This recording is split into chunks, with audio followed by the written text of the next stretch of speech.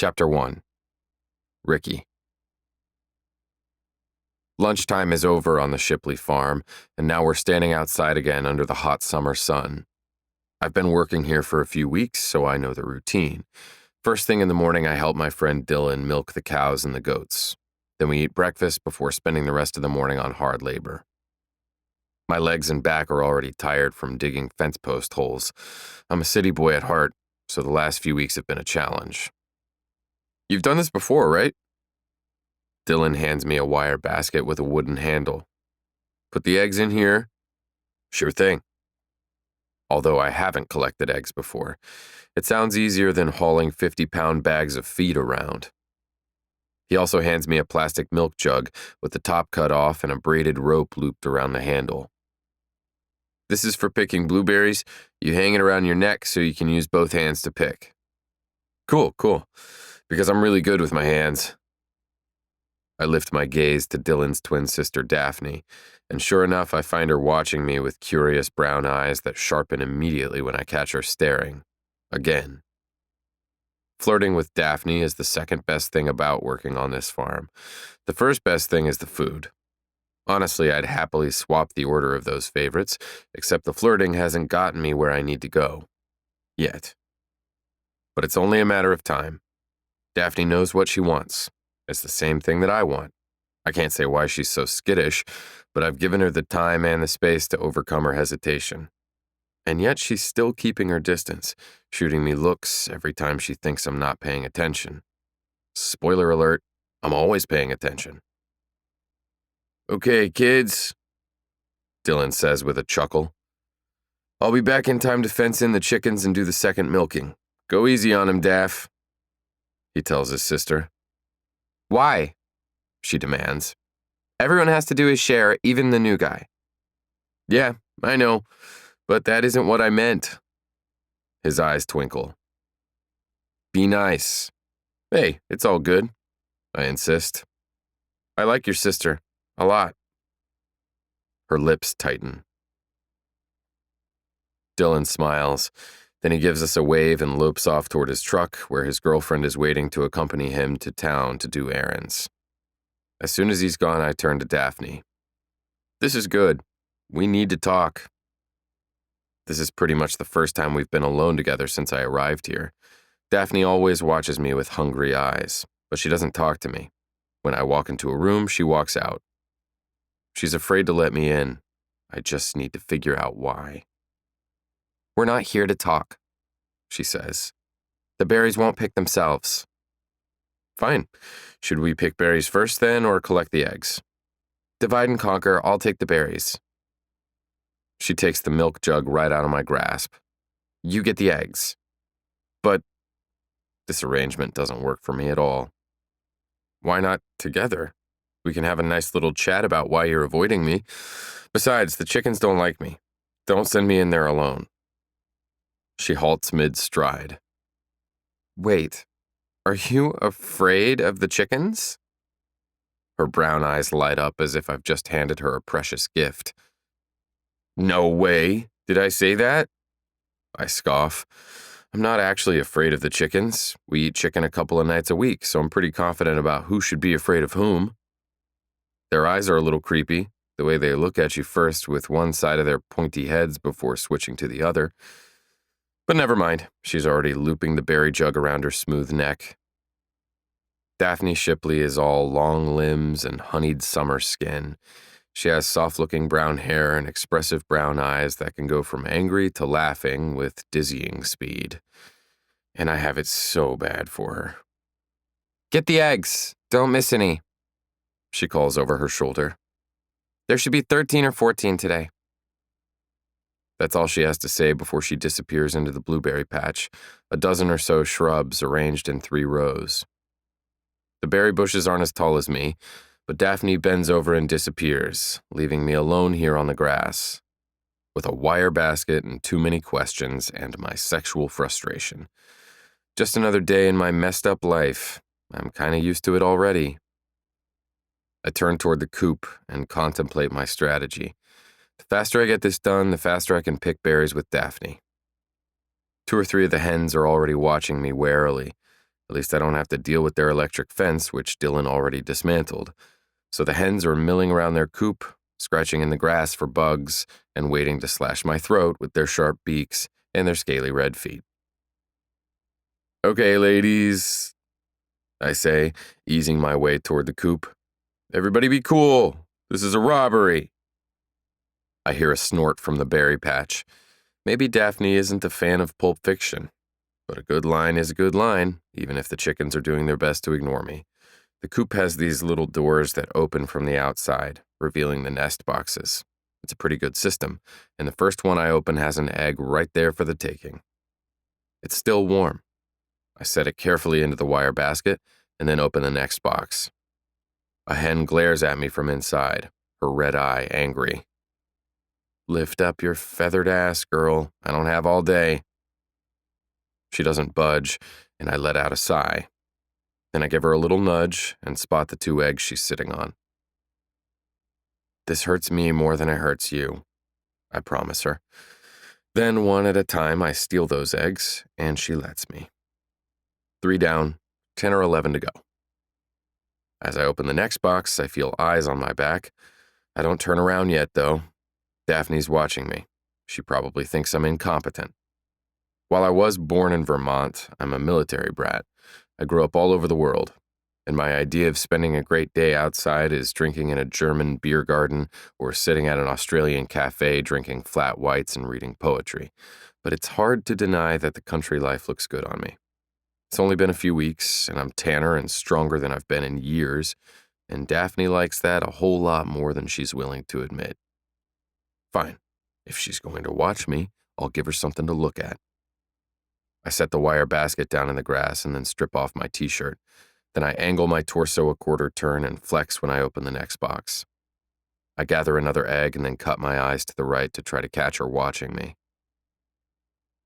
Bingo. I see a flash of silver between the branches of a blueberry bush. "Shipley?" I call out. "You need something? What are you doing with your phone?" "Checking the time. I have a call in an hour. My new job in Burlington starts tomorrow." Huh. I was planning to head to Burlington tomorrow, too. What a coincidence. "After you're done with the eggs, you can pull some of these weeds," she says, changing the topic. "It's a mess over here." "Yes, ma'am. We can do that together, right?" "No way," she insists. Damn. I go back to the eggs. The sun beats down on me an hour later as I tug another dandelion out of the dirt. My back aches from leaning over, but my knees are saved by the green cushion I'm kneeling on. It's called the garden pad, and when Ruth Shipley, Daphne and Dylan's mom, handed it to me 15 minutes ago, her smile said, "Here, you poor, tired fucker, don't die on my property." The chance of that is low, but not zero, and I'm really fucking thirsty right now. My body aches from this morning's pasture work, where I dug hole after fence post hole to keep up with Dylan and his older brother Griffin. I'd had too much pride to take things slow, and now my poor, tired body needs to lie down on this strip of grass for a nap. I'd also like a cold beer and a smoke, but I've promised Mrs. Shipley that I'd quit smoking, so I can't light up so close to the farmhouse. And I'm a stubborn bastard. I'm going to weed this damn patch if it kills me. Staying here for the summer was all my idea, after all. Dylan Shipley is my friend and roommate during the school year. I knew the Shipleys were always short-handed, so I'd made Dylan a deal. If they took me on for the summer, I could rent out my Burlington house and get Dylan's rent down to practically nothing for next year. "Hell yes," he'd said. "We'd be happy to have you, so long as you know what you're getting into. The hours are long." I've never thought of myself as a wimp. I've climbed El Cap. I've crossed jungles in Thailand. Not lately, though. A couple of years ago, I was injured, and it took a big toll on my body as well as my life. Still, I hadn't realized until now how soft I'd become, and it's taking longer than I'd hoped to adapt to all this farm work. I plunge the Dandelion Fork down into the dirt and wiggle it, but when I tug on the weed, it promptly breaks off in my hand. Fuck! The weeds know I'm not cut out for this. They can tell I'm the kind of guy who thinks weed is something you put in a bong. It's not a verb, damn it. Several long minutes of digging and cursing later, I'm finally able to extract the damn root from its hole. I toss it into the ragged pile I've made. Then I throw down the hand tools and sink onto the grass like the tired man that I am. Above me is a sky so blue that it almost hurts to look at it. The yellow sun beats down on my bare chest. 3 weeks on this Vermont hillside have already tanned my skin to a burnished glow beneath my tats. My back throbs and my limbs ache against the grass. And now there's something crawling on my ankle. I'm too tired to see what it is. Who knew it was so exhausting to be healthy? Slowly I sit up again and flick a spider off my foot. The view between the blueberry bushes offers me an oblique look at Daphne. She's hosing down some of the wooden barrels the Shipleys use to age their cider. After berry picking, she hustled over there to keep her distance from me again. She's a tough nut to crack, but I'm a patient man. I've had to be. These last couple of years have tested me in every possible way. Daphne thinks I'm cocky, and she used to be right. But these days, my cocky routine is more about muscle memory than confidence. It's hard to be a shell of your former self at 22. When I flirt with Daphne, though, it's not an act. She is very interesting to me, and not just because she's ridiculously pretty. It's her attitude that really gets me going. She has a brisk efficiency that I find sexy, a no-nonsense way of moving her body. She doesn't have time for your bullshit, and she doesn't suffer fools. She's not particularly warm or friendly. That doesn't bother me because neither am I. She's the angry Shipley, and it works for me. I'm dying to know why she avoids me. We met a couple times before I came to stay here, and it's completely possible that I offended her and don't remember. I sure as hell hope not. I wish she'd soften up toward me, otherwise it's going to be a long summer. We're sharing a bathroom, for starters. I'm staying on the second floor of the main farmhouse where she and her mother also live. Meanwhile, Dylan is living it up with his girlfriend in the bunkhouse, which is a separate building. They need their privacy, I guess, because those two have more sex than soldiers returning from war. Last week, I caught them going at it in the middle of the meadow on a blanket. Had to walk an extra quarter-mile just to get out of range of all the moaning. Across the way, Daphne straightens up again. Her tank top is just a little damp from the spray of the hose, and I find myself wondering what she'd look like soaking wet. I've had a strange time of it lately. Hookups haven't really been very high up on my list of things to do, but I'll be damned if Daphne Shipley hasn't shaken the dust off my rusty libido. There's something about those long limbs that gets me going. Her thick brown hair is always trying to escape a soft-looking knot on top of her head. I'd like to pull the clip off that hair until it tumbles down around her bare shoulders. In the middle of this evil but entertaining thought, I hear just the slightest rustle from the other direction. The sound is far enough away that I can't tell if it's a person or a creepy-eyed chicken, but I sit up either way. It would be embarrassing to be caught lying down on the job, so I'm back to work, tugging another weed out of the ground, when someone comes around the corner of the chicken coop. I look up, ready to call out a greeting, but the visitor is not, in fact, one of the Shipleys.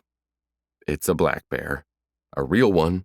A full-grown motherfucking bear, and it's holding a white bucket in its jaws. And now I understand that expression, frozen with fear. It takes me several long glugs of my heart to react, since I'm paralyzed with indecision.